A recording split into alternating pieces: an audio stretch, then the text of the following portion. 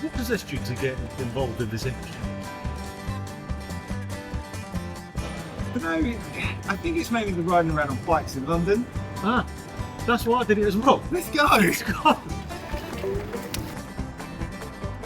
Riding along, we are the city boys. We're back. City boys back in action.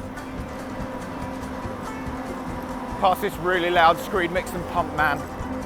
Ladies and gentlemen, welcome back to JoyRide. This is episode 3. We made it to the 3rd episode, which is, you know, pretty impressive.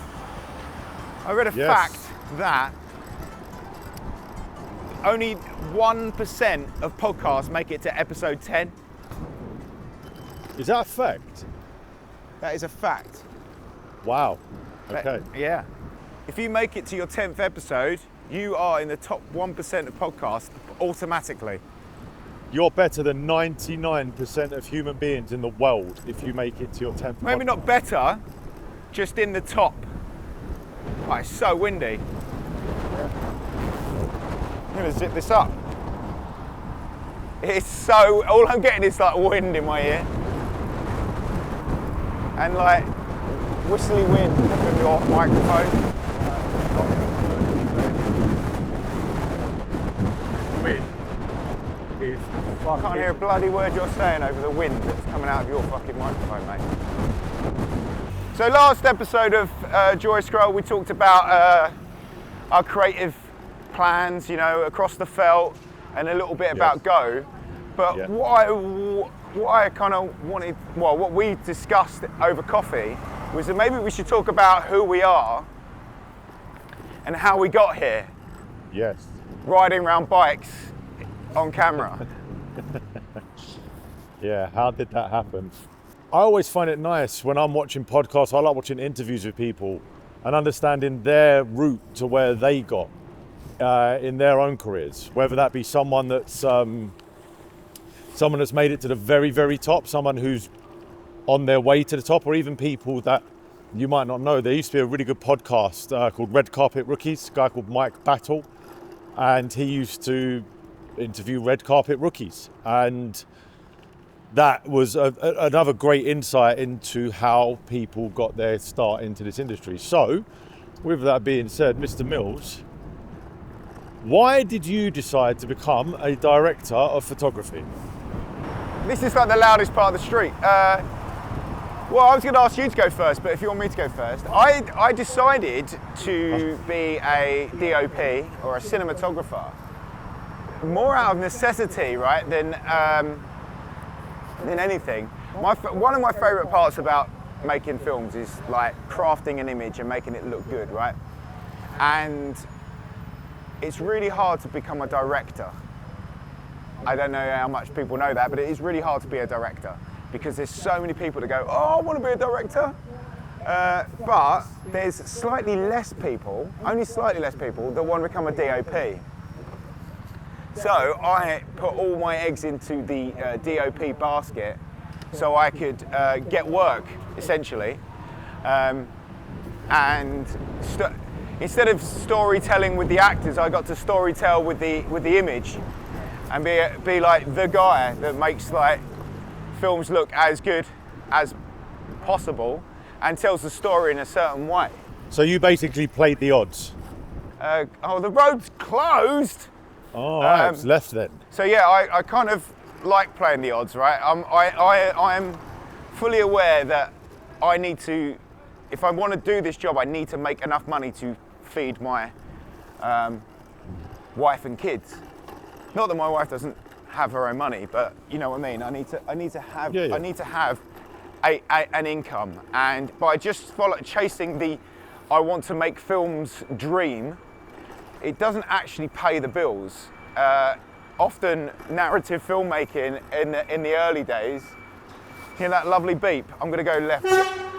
Left? Oh God, that was loud.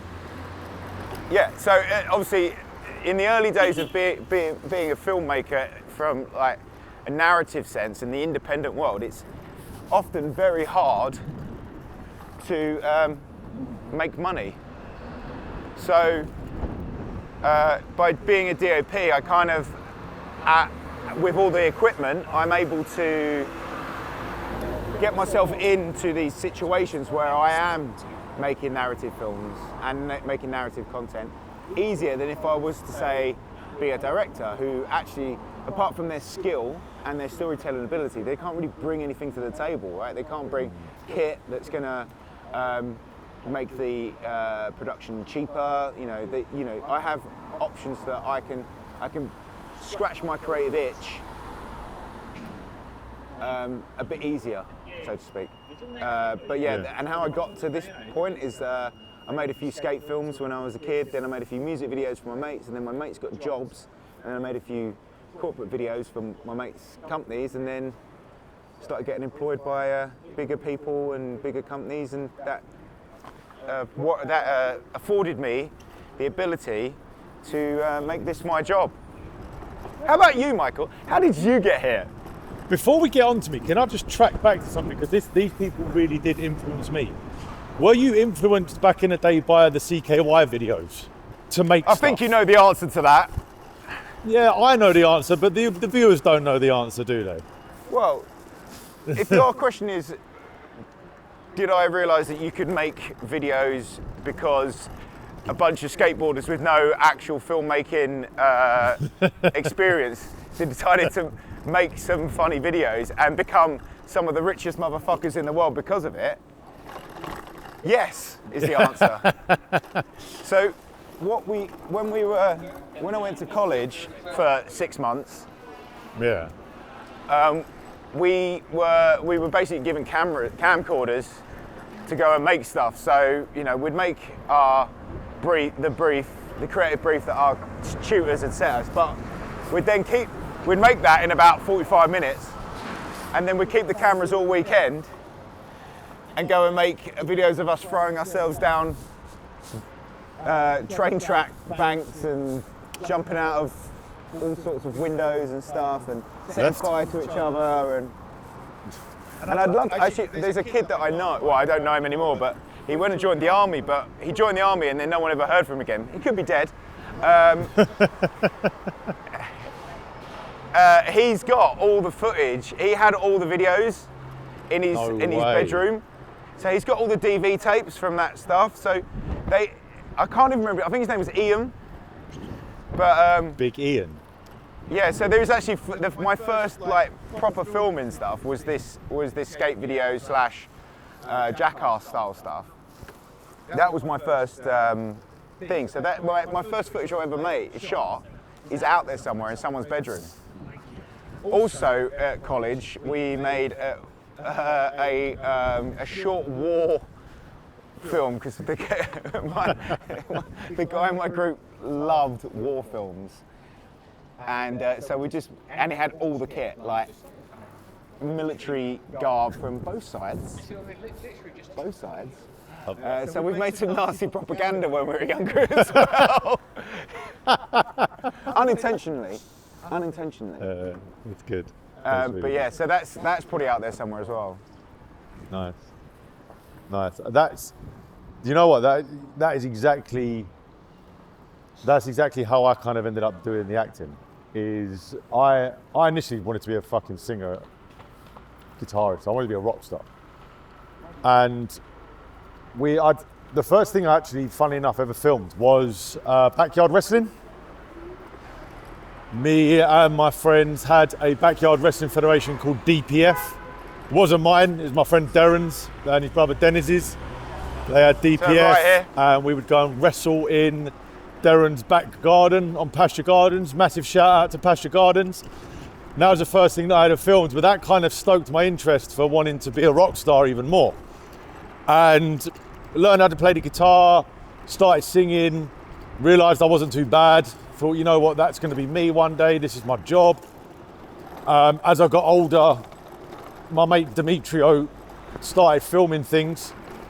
We went to start filming kind of jackassy type content, and then would get me filming stuff, and that kind of knocked me out of the rock star mold, to be honest with you. That got me going into thinking, oh, you know what, I can do this this silly fucking around stuff. And we kind of started to make our own copycat CKY. I then got kicked out of school. So we both started on the same path. Yeah, pretty much. It's just making dumb shit. And I then, yeah, like I said, I got excluded from school.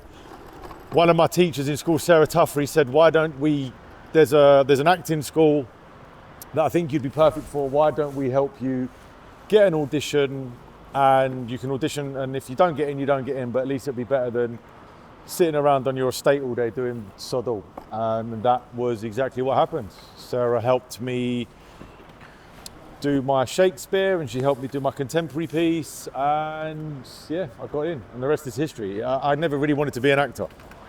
I wanted to be a rock star. I wasn't good enough rock star. Not cool enough. And yeah, that's what led me to do the acting. And then COVID happened, and that's when I started writing, because I had my job taken away from me.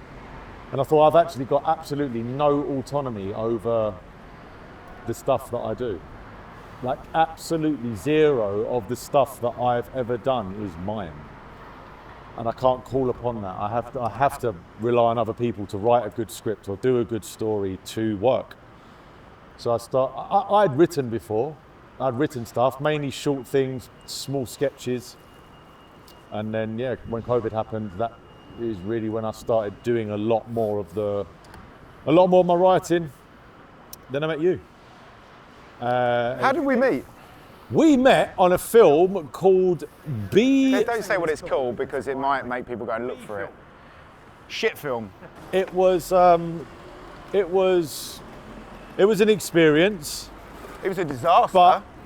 But I'm so glad that we did it, because I met you, and we also met the wonderful John Vassar through doing it. Yeah.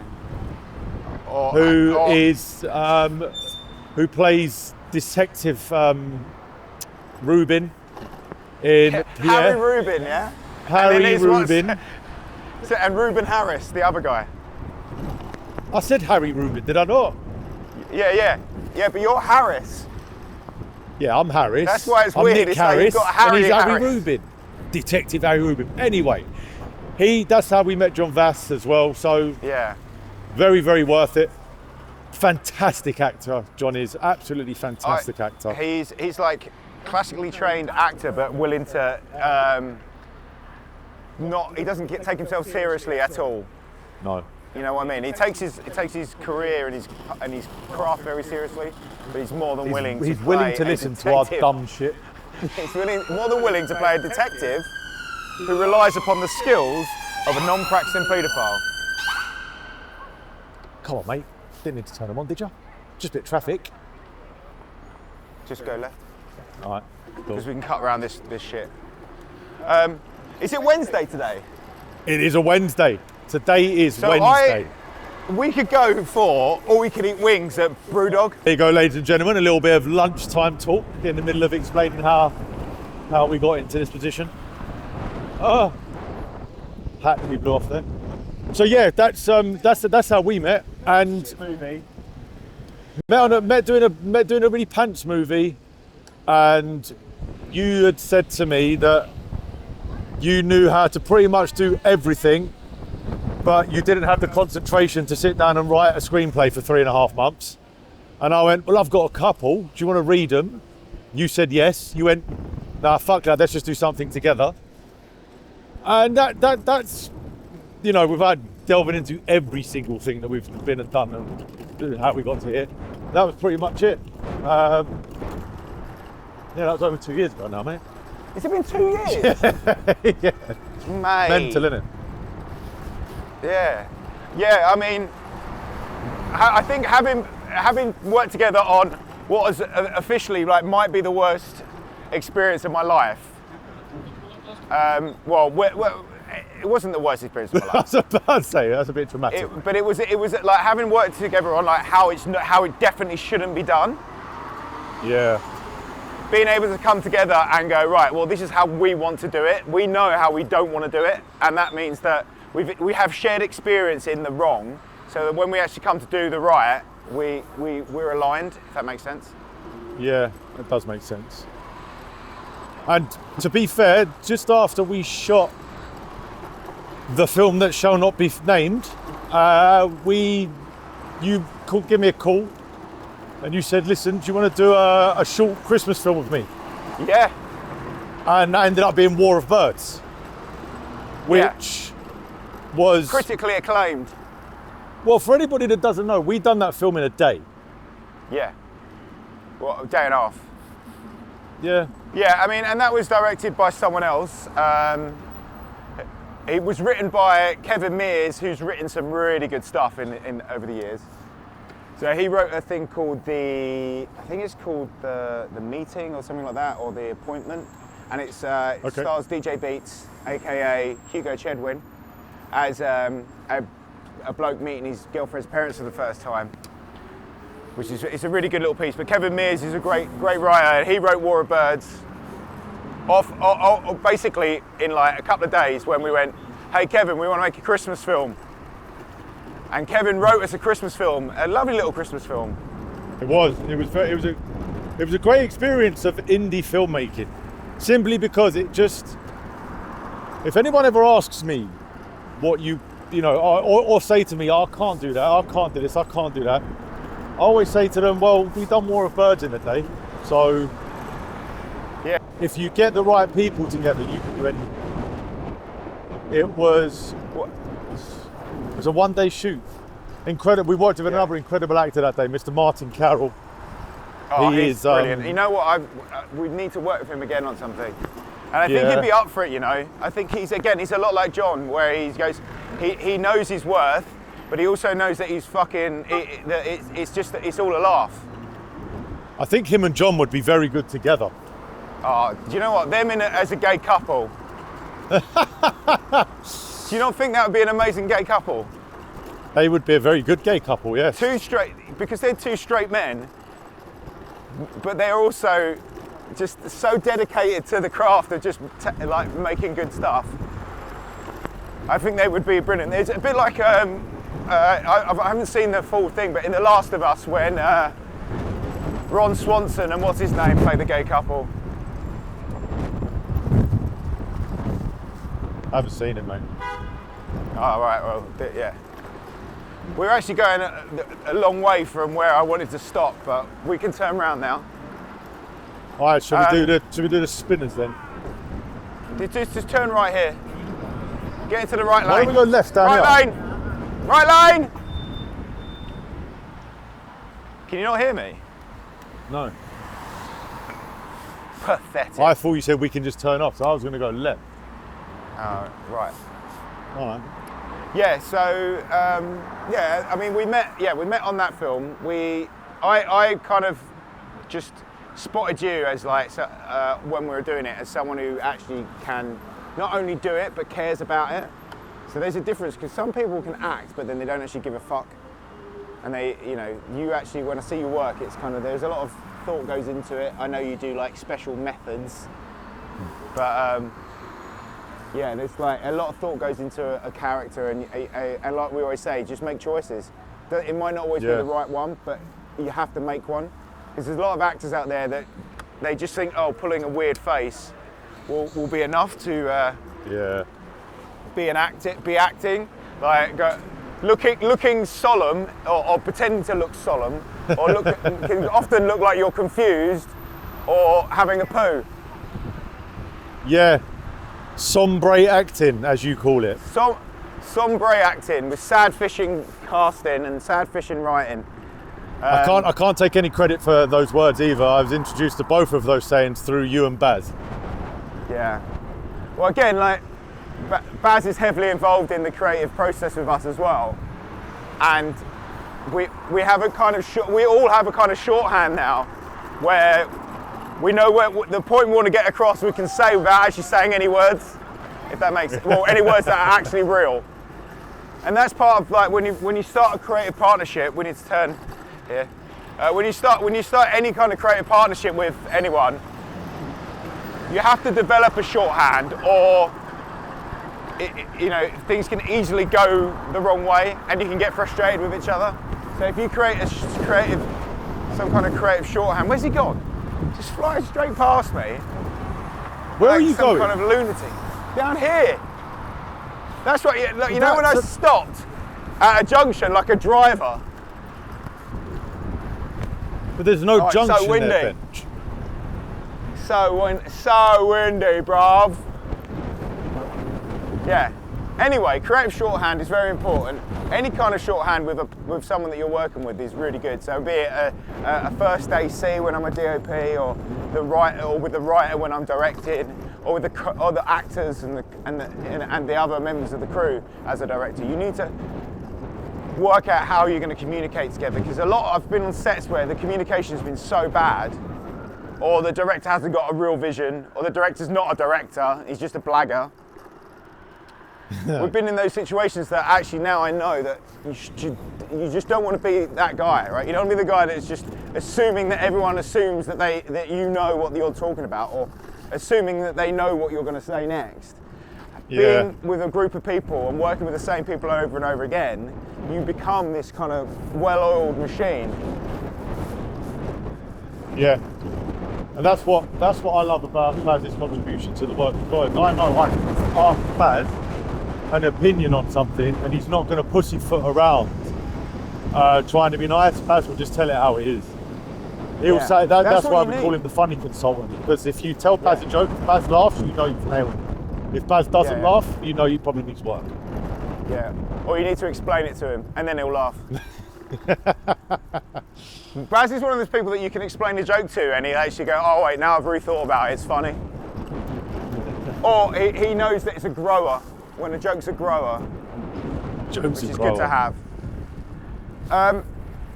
Yeah, that's really important. And also being able to be honest with each other, right? And say, I don't like that idea, or I don't like that idea, but if you think it'll work, then do it. Like, there's a few ways you can deal with that, right? Some people go, well, I don't like that idea, so it's out of my script. Or some people go, I don't like it, but you've justified it to me, so we'll do it. Anything else you wanted to cover on this episode about how a creative industry and our creative process and creativity? We should go to our sponsors first, actually. This is an ad. You know, when you're young, you feel absolutely invincible. I mean, I remember when I was in my 20s, I done some absolutely crazy stuff. But, you know, the other day, I found a lump down there, and I had to go and get it checked out, and it was nothing, but you know, you start to realise that you're not invincible, and now that I'm 35, now that you've got to start taking responsibility. I fell down the stairs the other day, I crashed and burned on my face, but you know, that could have left my wife and 2 kids without a dad and without a husband, which is why, you know, I realised I had to be a little bit more responsible, and I committed to this life-changing, absolutely massive man cave. Fuck you like I fucked your mum! Xbox and PlayStation 5. Guitar. VR, virtual reality. Keep away! Metallica. Film posters. Quiet room. Yeah.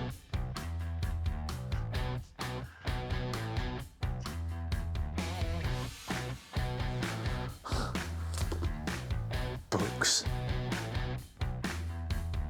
Booze. Soft drinks. Pussies. So my advice to you, invest in a man cave. It's the best thing you will ever do. Warning. May cause divorce, child therapy, dick chafing, huge debt, broken legs and a monster electric bill. Always read your credit agreement and the label. Terms and conditions apply. So, if you're interested in a man cave, get in touch. Yeah, Ben can build you a man cave. Yeah. But that leads me on to a quick segment of, you should give us some money so we can make you an ad to put in these episodes. You can have your sponsorship played in the middle of the episode, just like Man Cave there. So if you want to sponsor an episode of JoyRide, get in touch with us and we'll try and figure something out. It'll be fun, and it helps us do these episodes and get past 10 episodes and be part of the 99% of people that don't. 1%. Sorry, helps us not be the 99% of people that don't. Helps us be the 1% that do. Should we go to the Tower Bridge? Is that where we are? Yeah. Right. We've ended So up. yeah. Well, that was always my plan, because I want to go to All You Can Eat Wings. Oh, look at this. Right, here we go. We're going across. Yeah, let's So do yeah, it. Oh my God, there's some traffic on that bridge. The adverts is pertinent to the conversation, right? Talking about those adverts and the sketches and the bespoke, what we were making is basically a bespoke sketch for your business. That was the word I was looking for, was bespoke. Yeah, well, I'm the wordsmith here, so. But essentially, yeah, we'll make an advert, which is a sketch, because that's how this whole thing, what we're doing now, started. It was us making sketches for a TV pilot, and we're like, well, okay, well, why don't we start our own audience, which I talked about on the previous episodes. So what we'll be doing is, by sponsoring JoyRide, you're giving us the option to, or giving us the ability to create these funny episodes, create fun content, and you get essentially a funny advert that would have cost you 10K to make for whatever we decide your advertising spend is going to be. Yes, 9.5K. 9.5K.